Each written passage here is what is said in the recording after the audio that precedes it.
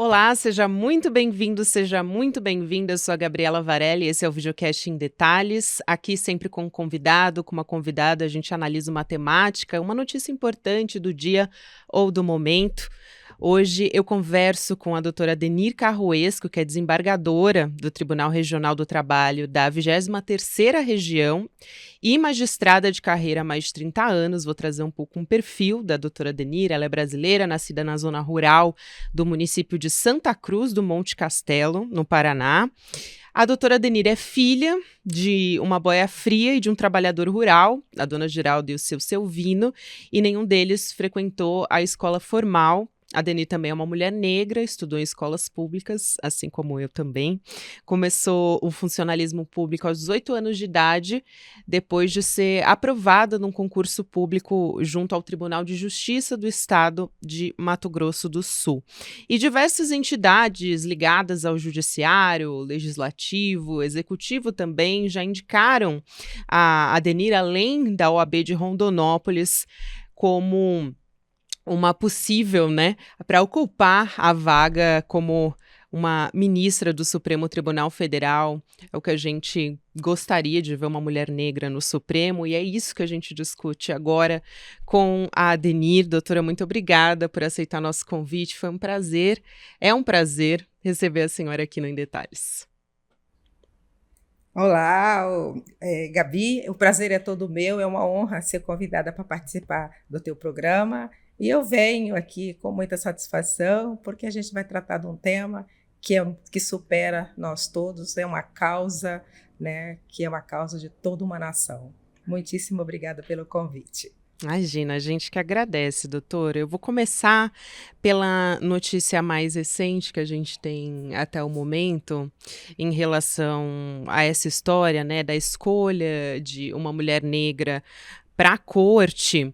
A gente teve no último dia 1º de outubro, né, então no início dessa semana, uma carta que foi dirigida ao presidente Lula, né, foi entregue por deputadas de diversos partidos pedindo justamente que uma mulher negra assuma essa vaga, né? O presidente Lula deve indicar alguém para suceder a ministra Rosa Weber, que é uma mulher branca e que se aposentou no dia 29 de setembro. Eu pergunto, doutora, para começo de conversa, a senhora acha que isso ainda tem chance de acontecer? Ou a gente está pautando esse debate, que é um debate muito importante, mas o presidente Lula já tem indicado, né, homens a esse cargo, né, assim, indicado não, né, mas o que a gente tem pela imprensa, né, o que se tem ventilado até o momento é de que sejam outros nomes, como, por exemplo, o ministro da Justiça e Segurança Pública, Flávio Dino. A gente tem também o Messias, né, também como um dos possíveis cotados. Enfim, queria te ouvir sobre isso para começo de conversa. Eu acredito que o debate é válido, independente de outros nomes que possam ter surgido na imprensa, principalmente como da preferência do presidente Lula. Em primeiro lugar, a gente deixar bem claro que isso está a cargo do presidente. O presidente vem com todos os votos que ele recebeu, com toda a legitimidade, e a ele cabe o direito, né, de escolher livremente quem ele quer que ocupe uma cadeira na Suprema Corte. Mas, por outro lado, a gente deve lembrar que essa questão da diversidade e da pluralidade, especialmente na Suprema Corte, é uma imposição da nossa Constituição, é uma imposição dos tratados internacionais dos quais o Brasil é signatário, também é uma imposição das decisões da Corte Interamericana de Direitos Humanos, é um clamor público de toda a sociedade organizada que a Suprema Corte, e isso é simbólico, ela tenha uma maior diversidade. Então, eu acredito que esse clamor, que essa luta, ela é válida sempre. Se não foi a vaga passada, que seja a próxima vaga. O debate tem que estar aberto, né? E que a sociedade veja qual é a posição que vai ser adotada e que o Estado veja, né, a nação veja que tem mulheres e que tem, inclusive, mulheres negras que estão em condições de ocupar essa mais alta cadeira. E é uma questão de quebrar paradigma, é saber de que lado da história, né, que o presidente quer passar, porque nós estamos falando de uma Suprema Corte que tem 132 anos de existência, e nesses 132 anos, 168 nomeações, e entre essas nomeações nós tivemos apenas 3 mulheres. A primeira, Elly Grace, no ano de 2000, depois veio a Carmen Lúcia, por último, a Rosa Weber, que agora está se aposentando. E em toda essa trajetória, quantas mulheres negras? Nenhuma. Então, as mulheres negras na Suprema Corte, infelizmente, nenhuma teve a oportunidade de entrar pela porta da frente. Foram coadjuvantes, ou ficaram servindo o café, ou fazendo a faxina. Olha a cara do Brasil. A cara do Supremo não é a cara do Brasil. Então, nós precisamos repensar isso, e isso é muito mais do que colocar uma mulher negra. É um exercício de democracia. Não permitir essa diversidade na Suprema Corte, não incentivar e não exigir essa pluralidade é ferir direitos humanos, porque essa paridade de gênero, essa paridade racial é uma dimensão dos direitos humanos. Perfeito, doutora. E, além disso, né, a cara do judiciário brasileiro, a gente tem uma pesquisa recente do Conselho Nacional de Justiça, de 2018, né? Não é tão recente, mas é a mais recente que a gente tem, dizendo que o juiz brasileiro é homem, branco, casado, católico e pai, né? A gente tem já por esse perfil sociodemográfico dos magistrados de 2018, mostrando que a participação de mulheres no judiciário é muito menor do que a dos homens, 37% de mulheres e 63% de homens. E se a gente for comparar, por exemplo, com a década de 90, a gente teve um crescimento, né? Antes era de 25%, nessa época de 75% de homens, mas ainda é bastante pequenos, principalmente se a gente for falar em comparação com as mulheres negras, né? Esse percentual ainda é muito menor. Então, te pergunto primeiro as consequências disso, né? Porque tem algumas ponderações importantes. Eu ouvi, por exemplo, uma frase da pesquisadora, jornalista Bianca Santana, que me impactou muito, falando a respeito da pauta, né, que uma ala da esquerda faz uma crítica ao identitarismo que é bastante vazia, né, diante do que a gente vê de como o CNJ mostra como é branco o judiciário até hoje. E ela disse o seguinte, a Bianca, como se a gente não fizesse política a partir de identidade, né? Todo mundo faz. Então, ela deu o exemplo, por exemplo, do presidente Lula, do PT, né, o Partido dos Trabalhadores, que tem uma perspectiva, né, uma visão a partir dos trabalhadores. E quando a gente fala, por exemplo, de ter uma mulher negra no judiciário, ocupando espaços de poder, é importantíssimo e vai nesse sentido também, né? Não faz sentido a gente falar de uma pauta identitária como uma ala progressista critica, vamos dizer assim. Não, na verdade, eu acho super interessante. A primeira mulher que foi eleita presidente de uma nação foi Vigdis, na Islândia, em 1980. E o interessante é que diz que numa entrevista, era uma entrevista, ela disse que ela era procurada por mulheres na rua que diziam o seguinte: me perdoe, eu não votei em você, mas não é porque eu não acreditava em você, é porque eu não acreditava em mim mesma. Então, quando a gente coloca mulheres em espaço de poder, quando a gente conquista esses espaços, é uma forma de fazer as mulheres verem o seu próprio valor. Então, isso é simbólico, isso é muito importante, porque numa sociedade tão plural como a nossa, o judiciário tem que ter a cara da nossa sociedade. Mulheres, nós somos 51% da sociedade.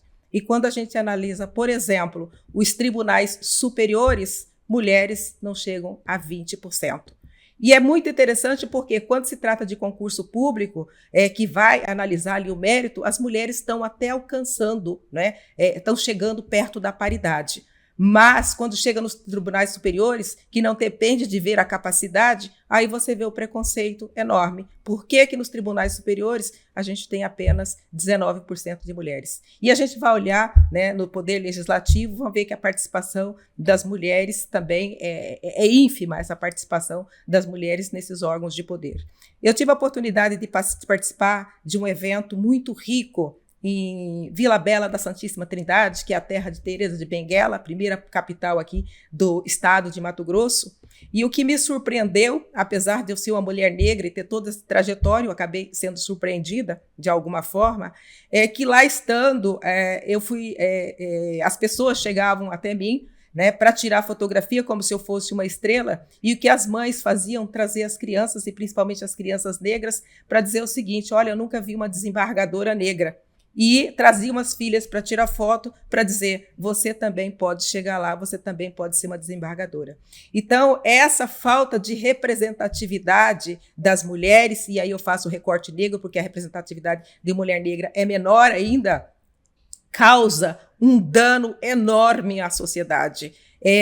Causa um dano esmagador na autoestima das crianças, em especial das crianças negras. Elas não acreditam em si mesmas. E quando a pessoa não acredita em si mesma, ela não tem como lutar, ela não tem como quebrar barreira. E acaba sendo falso o mito da meritocracia, porque existe toda uma estrutura que impede essas crianças até de sonhar, que dirá de alcançar os seus sonhos. Então, quando a gente pensa nessa representatividade, na importância de colocar pessoas negras em espaços de poder, é muito mais do que isso. É toda uma nação que vai junto. É uma quebra, né, de preconceito, é um combate ao racismo, é uma imposição constitucional, uma imposição de todos os nossos tratados internacionais. Eu acredito que as nossas cortes superiores, na medida em que não cuidam dessa pluralidade, dessa diversidade, estão sujeitas a ter uma condenação pela Corte Interamericana de Direitos Humanos, porque fere direitos humanos dessa população sofrida, dessa população vulnerável. Então, nessas minhas andanças, eu percebi que a causa é muito maior que eu, porque é muito difícil a gente sair do conforto do trabalho da gente e sair em defesa de uma bandeira, de uma causa que a gente acredita. Mas quando a gente percebe que a gente tem essa obrigação, porque não estamos sozinhos, nós temos a obrigação de arrastar e de trazer outras pessoas conosco, então a gente vê que não tem como parar. A gente tem que prosseguir, a gente tem que caminhar, até porque o caminho a gente faz caminhando, né? Doutora, que importante essa sua fala e trazer esses exemplos, né, de como as crianças, né, de como impacta a nossa realidade, né, de toda a nossa sociedade. Tem uma outra questão que eu acho bastante importante e acho que vai um pouco ao encontro do que a senhora falou, que é esse mito de que as decisões jurídicas são técnicas, são imparciais, né? E acho que quando a gente olha para o perfil, que é o homem branco, normalmente idoso, que ocupa essas posições que são tão importantes, né, em cortes superiores, quando a gente está olhando para esses dados, é óbvio que a gente precisa que seja uma mulher alinhada com a agenda progressista, que seja uma mulher alinhada, né, no caso do presidente Lula, ele gostaria de escolher uma mulher alinhada com ele, mas é bastante até cruel esse discurso, né, de que teria que ser alguém alinhado com o presidente Lula, alguém qualificado para ocupar essa posição. Ora, então você está querendo dizer que não existem mulheres negras qualificadas o suficiente para ocupar essa vaga? Quer dizer, isso não faz o menor sentido, né? Estou aqui conversando com a senhora, inclusive, que é uma das mulheres, uma das muitas mulheres, né, que tem sido... nomes que têm sido ventilados, inclusive eu acho isso muito importante para a gente conhecer, para a sociedade conhecer, né, e poder colocar essas mulheres nesse debate, pautar essa discussão que até o momento ficava muito ali nos movimentos sociais, né, nos movimentos negros e nessa bolha, e finalmente parece que a gente resolveu, né, olhar para essa questão, talvez por essa decisão que a gente teve no TSE, né, de uma mulher assumir o cargo, então talvez a gente finalmente tenha uma mulher negra, né? Talvez a gente finalmente tenha olhado para essa questão por causa disso, talvez uma conjunção de fatores, né? Enfim, não foi nenhuma pergunta que eu fiz, né? Foi mais uma reflexão aqui, mas é que a sua fala, enfim, achei muito impactante, eu achei importante colocar. Não, e veja bem, Gabi, só o fato de meu nome ter sido cogitado, você não imagina como isso empodera a raça negra, o povo negro, as crianças negras. Só o fato de o nome ter sido cogitado. Então, só o fato de participar desse debate, só o fato de ter essa abertura toda, de ter toda essa campanha, isso já eleva, de alguma forma, a autoestima. Imagina o fato de ser nomeada uma mulher negra. Então, eu digo o seguinte, a causa é muito maior do que qualquer dos nomes, né, que tenha surgido, qualquer nome que tenha sido cogitado. O importante é a causa em si. A causa é muito maior do que a desembargadora Adenir Carruesco. Agora, como que o exemplo molda comportamento, como que o exemplo que pode dar uma Suprema Corte pode mudar os destinos de uma nação. Eu sempre costumo contar a história do meu nome. Meu nome é Adenir, né? E minha mãe, a dona Geralda, quando era muito jovem ainda, tinha mais ou menos uns 16 anos, ela trabalhava nas lavouras de café. Ela saía de manhã com a enxada nas costas, não é? Aquele chinelo surrado, quando não descalço, levava a boia fria para ir trabalhar. E ela trabalhando, ela via que passava uma moça bem vestida, e essa moça, né, estava usando calçados, e ela pensava o seguinte: o dia que eu tiver uma filha, a minha filha não vai ter essa minha vida sofrida, ela vai ter uma vida diferente da minha. Então, ela sonhava. E era uma pessoa que sequer existia para a nação brasileira, porque ela não tinha registro de nascimento. O registro de nascimento ela só fez quando ela tinha 19 anos, ela mesma foi e fez o seu registro. Passado um tempo, ela se casa, né, e tem uma filha, a primeira filha, né, que nasce, e aí ela coloca o nome de Adenir, que é o nome daquela professora que ela via passando, que era o sonho dela. E esse era o sonho mais alto que ela conseguia imaginar. Você vê como que aquela professora inspirou a minha mãe, ela entendeu, né, que a educação era transformadora. Então, eu tive todo o incentivo dentro daquela pobreza para estudar. Eu ia para a escola pública no meio de um pasto e estudava. Então, tem alguns pontos na história que são muito paradigmáticos, que são realmente um ponto de luz que pode inspirar muita gente. Então, o presidente Lula, nesse momento, ele pode mudar a história, ele pode fazer história. Então, como a minha mãe inspirou naquela época, naquela professora, e eu acabei fazendo magistério, eu sou formada em magistério, professora de 1ª a 4ª, comecei a profissão dando aula na zona rural. Meu primeiro trabalho, antes dos 18 anos ainda, foi dando aula na zona rural.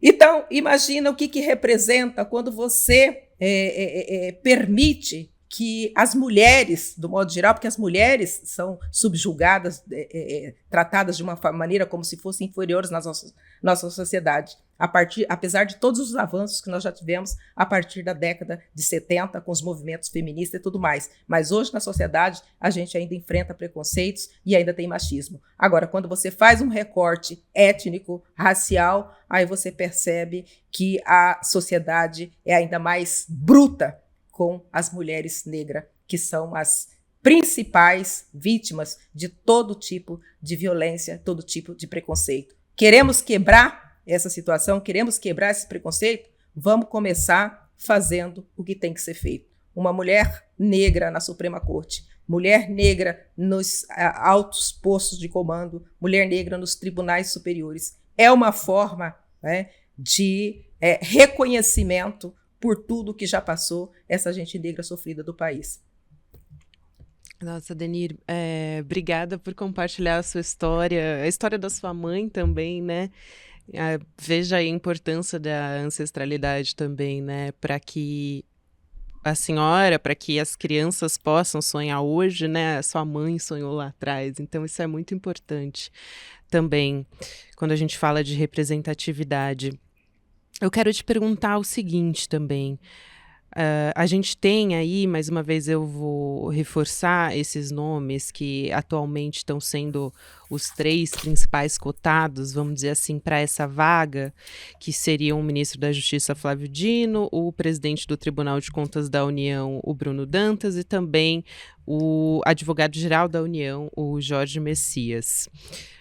Quais seriam as consequências de ter uma única mulher branca no Supremo Tribunal Federal, se isso realmente acontecesse? Um desses 3 nomes que são os mais cotados, são os nomes que têm sido ventilados pela imprensa, pelo que a gente tem acesso, porque para ter a sensibilidade de julgar temas, como, por exemplo, os que me vêm aqui à mente, porque são temas mais recentes que a gente tem discutido, né, no Judiciário, no Supremo Tribunal Federal, que é o porte de maconha, o aborto, que acabou de ter sido pautado pela ministra Rosa Weber. Quer dizer, qual é a importância da gente ter, ou melhor, né, nesse caso, qual que é a consequência da ausência de ter mais uma mulher e mais ainda, né, uma mulher negra que consegue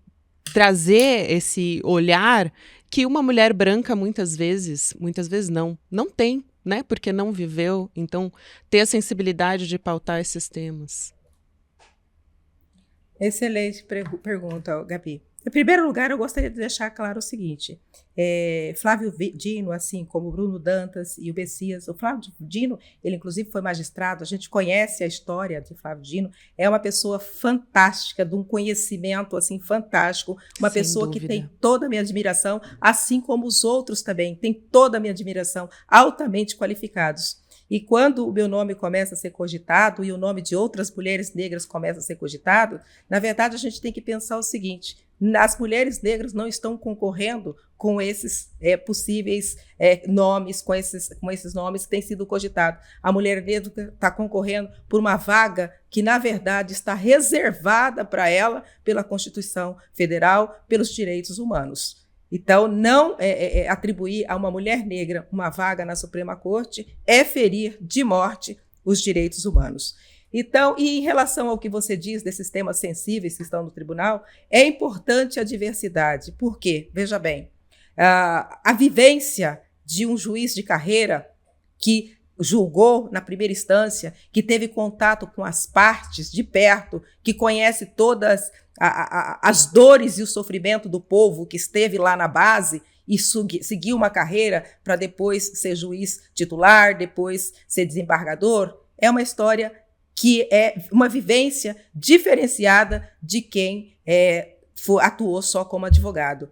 Quem atuou no Ministério Público tem uma experiência também diferenciada de quem atuou como juiz. Então, quando a gente fala em diversidade, a gente pensa o seguinte: é importante que traga para todos os órgãos de justiça essas múltiplas visões. A visão que tem uma mulher, né, pelo que ela viveu, falar de mulher e ter vivido na condição de mulher é diferente de falar de mulher e ter vivido a sociedade toda como homem. Falar de negro e ter vivido como branco numa sociedade como a nossa é diferente da visão de uma pessoa negra que passou por todos os preconceitos, não é? Quem estudou em escolas particulares, caras, bilíngues, tem uma experiência que não é a mesma de quem estudou em escolas públicas. Agora, o que eu gosto de deixar bem claro é o seguinte: é que é muito importante essa experiência que tem o advogado que é nomeado lá na Suprema Corte. É importante a experiência de quem vem do Ministério Público. É importante a experiência da pessoa branca que está lá. Tem que estar o branco lá. É importante a experiência que ele tem da pessoa que estudou em escola particular, em escola rica. Mas o que nós não podemos é deixar de fora essas outras experiências. Então, essa união de todas as visões, de todas essas vivências, é que faz nascer a criatividade, a oportunidade de decisões criativas, que mais atendam aos anseios da sociedade. Então, essa é a questão da diversidade. Não é a questão só de colocar negro nos tribunais superiores, é de colocar toda a representação da sociedade, é de trazer toda uma visão da sociedade. A sociedade, essas decisões, nesses espaços de poder, não pode ser míope. Tem que chegar à realidade como um todo, e não tem como ver o todo sem ter passado por tudo isso. Eu até costumo dizer, Gabi, por que eu entrei no serviço público com 18 anos? Quando eu tinha mais ou menos uns 16 anos, eu estava trabalhando nessa época, 16, 17, eu estava trabalhando numa escola particular, e eu soube que um determinado banco da cidade tinha um salário melhor. E eu fui me apresentar nesse banco para trabalhar. E eu cheguei para trabalhar nesse banco e, obviamente, no processo de seleção, eu não consegui passar no processo de seleção. E vi que depois, logo em seguida, foi contratada uma pessoa com a qual eu convivia e sabia que se o critério fosse competência, se fosse mérito, não tinha por que eu não ter sido contratada. E aí eu vou olhar o anúncio, né, que eu atendi para ir lá procurar essa vaga de emprego, dizia: precisa-se de pessoa de boa aparência. E eu estou falando, Gabi, da década de 80. Na década de 80 e até o começo da década de 90, era muito comum os anúncios dizerem: precisa-se de atendente ou precisa-se de pessoa de boa aparência. E o negro no Brasil não era considerado pessoa de, vamos abrir aspas, boa aparência. E foi então que eu pensei: eu vou precisar, né, se eu quiser alguma sobrevivência nessa sociedade, vou procurar um trabalho que não me avalie pela cor da minha pele. E foi assim que, aos 18 anos, eu fiz o primeiro concurso público e fui aprovada para trabalhar no Poder Judiciário em Mato Grosso do Sul.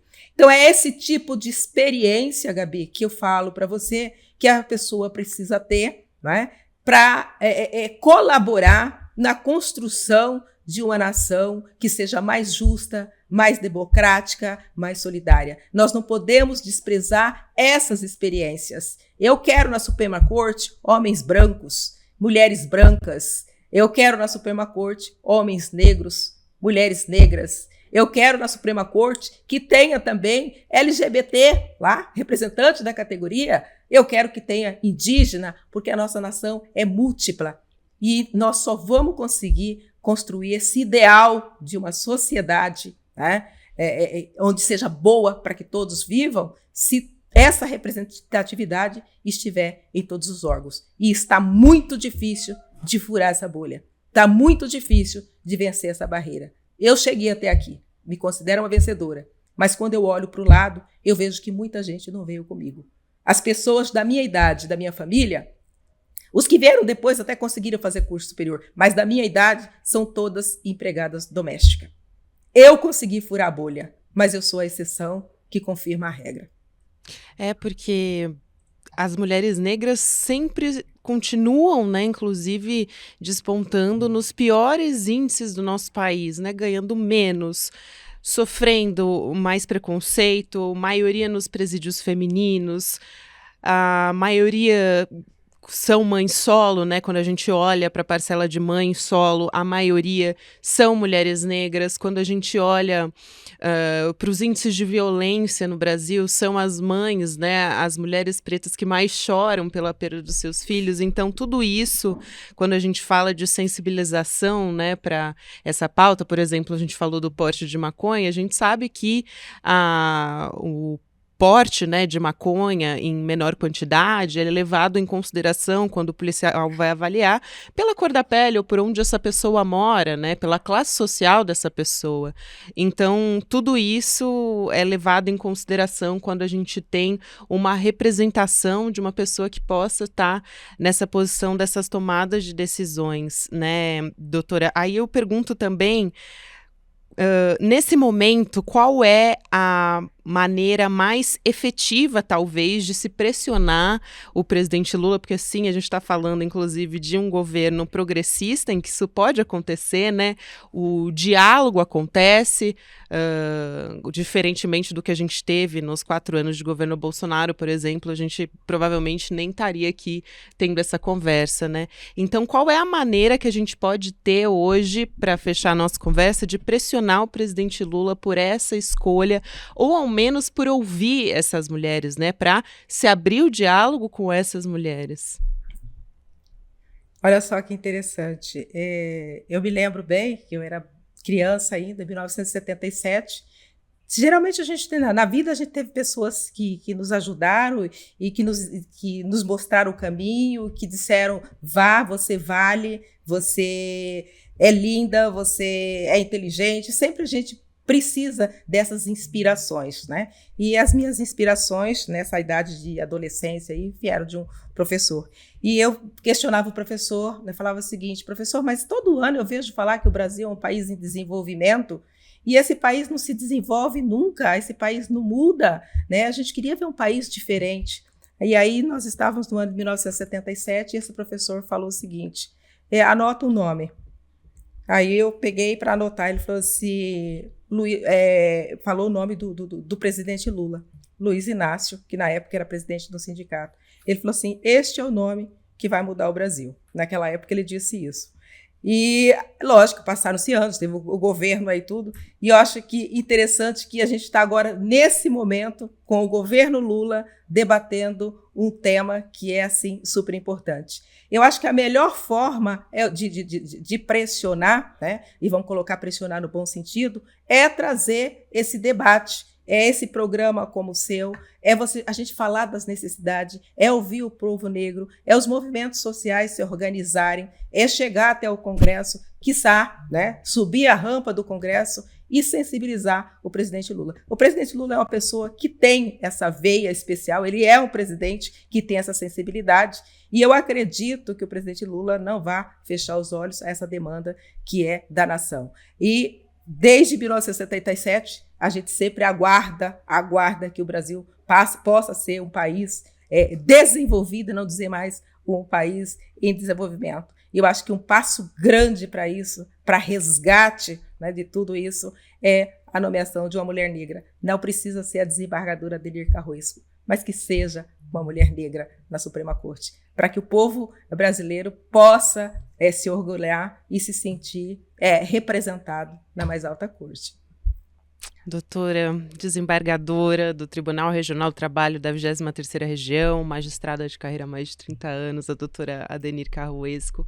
Um prazer imenso te receber, te conhecer, poder ouvir a sua história também, e quero agradecer pelo seu trabalho, né, também, enfim, e por vir aqui contar a sua história e discutir essa pauta tão importante. Eu espero que a gente possa avançar nesse sentido, né, que a gente, talvez, na nossa próxima conversa tenha discussões nesse sentido, né, de poder entender maneiras de continuar melhorando e mudando esse cenário que a gente vive hoje, que ainda é um judiciário tão branco, né, e de homens ainda majoritariamente.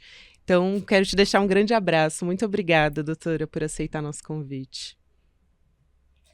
Eu que agradeço, Gabi. Saiba que programa como esse teu aqui ajuda a mudar o curso da história, ajuda a reescrever a nossa história. Nós precisamos de mais representatividade, nós precisamos que seja reconhecido o sofrimento que nós temos hoje em dia na sociedade, do não reconhecimento, de não ter alcançado ainda a plena paridade de gênero, a plena paridade racial. E eu acho que esse movimento, esse tipo de programa, é assim que a gente vai avançando aos poucos, porque nós fazemos isso com amor, nós fazemos isso respeitando a democracia que nos é muito cara. E eu tenho certeza, porque eu sou uma pessoa otimista, que nós vamos avançar. Ainda que seja um passo de cada vez, o importante é que a gente vá andando sempre para frente. E nós estamos aqui, é muito importante colocar que todo ser humano, ele quer se construir como pessoa. E ele precisa ter a liberdade de se construir como pessoa. E essa liberdade depende desse pertencimento, desse reconhecimento como ser humano valioso. E essa questão, essa pauta que a gente discute hoje, é sobre isso que nós estamos falando. É sobre direito humano. Muitíssimo obrigada. Eu que agradeço, doutora. Seja sempre bem-vinda aqui ao Em Detalhes. Um grande abraço. Obrigada. O videocast Em Detalhes fica por aqui. O próximo episódio vai ao ar às 10h30 da manhã, ao vivo no YouTube, por onde você acompanha toda a programação do ICL Notícias, nos canais do Instituto Conhecimento Liberta e Eduardo Moreira, no YouTube, sempre de segunda a sexta-feira. E também você pode já ficar ligado quando o episódio vai ao ar nas plataformas de áudio, a partir das 7h da manhã. Você pode ouvir o nosso episódio de segunda a sexta-feira. Para quem acompanha essa transmissão ao vivo no YouTube, você fica agora com o videocast Mercado e Investimentos, com André Campedelli e a Débora Maganha, e às 6h da noite com o ICL Notícias, segunda edição. Deixo também o recado para você sobre a aula aberta e gratuita com Edu Moreira, 3 regras para investir com resultados. Eu te lembro que você pode participar no dia 10 de outubro, às 8h da noite, para entender essas regras essenciais para ter os resultados nos seus investimentos, ainda que você seja iniciante. Esse curso também é para você. Então, 10 de outubro, às 8h da noite, aula online aberta com o Eduardo Moreira. Você se inscreve em edu1.com.br/emdetalhes. Obrigada por você que me acompanhou até aqui. Um abraço, até a próxima. Você tem aquela sensação de que toda vez que você investe dinheiro, você investe naquilo que estava todo mundo falando que era muito bom e deixa de ser bom logo depois que você investe? Pois é, isso tem um motivo. Eu vou ensinar para vocês onde são os principais erros que a gente comete e como passar a cometer acertos no lugar desses erros, com 3 regras muito simples para se investir. Uma aula que eu vou dar no dia 10 de outubro, uma terça-feira às 8h da noite no horário de Brasília. As 3 regras para se investir com resultados. Para você se inscrever, é só clicar no link aqui em cima ou aqui embaixo. E gratuitamente, bem rápido, você vai estar inscrito na aula. Se inscreve agora, chame seus amigos e amigas para participar também. Nunca mais a sua relação com os investimentos vai ser a mesma depois dessa aula. Oi, eu sou Davi Ribeiro, eu sou historiador, doutor em História Social pela USP e professor do curso Por uma Cultura Antirracista.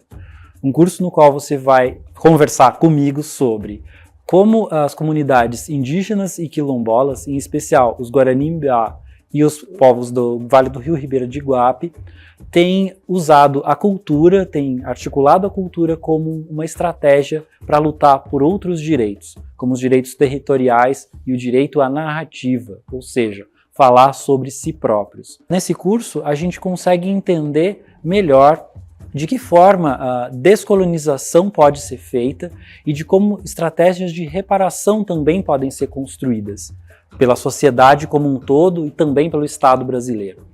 Por que a gente precisa disso? Porque a gente precisa construir uma cultura antirracista.